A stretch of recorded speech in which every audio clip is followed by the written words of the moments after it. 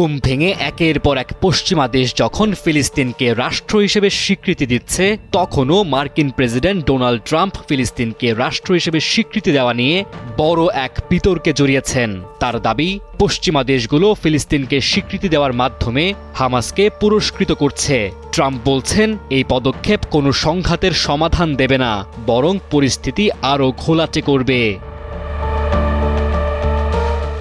মার্কিন president Donald ট্রাম্পের মুখপাত্র ক্যারোলিন লেভিট সাফ জানিয়ে দিয়েছেন, ফিলিস্তিনকে রাষ্ট্র হিসেবে স্বীকৃতি দিলে গাজায় জিম্মি মুক্তিতে কোনো প্রকার অগ্রগতি হবে না, বরং এতে হামাস আরও উৎসাহ পাবে, আরও শক্তিশালী হবে।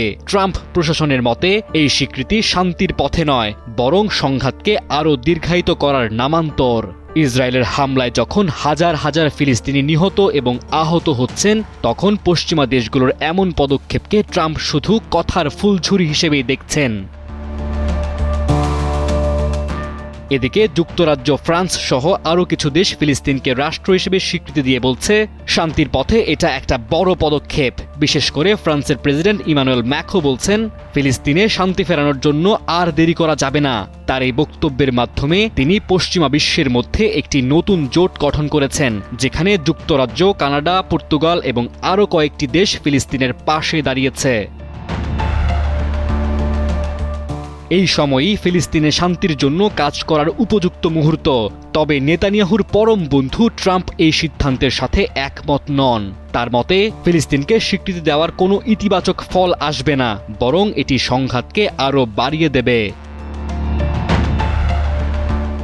এখন প্রশ্ন হলো, এই দুই দৃষ্টিভঙ্গির মধ্যে কোনটা বাস্তবে শান্তির দিকে নিয়ে যাবে?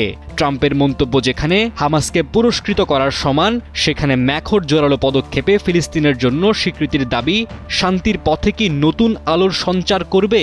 সময়ই বলবে কে আসলে শান্তির পথে এগিয়ে যাচ্ছে, যদিও এই সময়ের গ্যারাকলি ঝরে যাচ্ছে হাজারো প্রাণ। ডেস্ক রিপোর্ট, সময়ের আলো।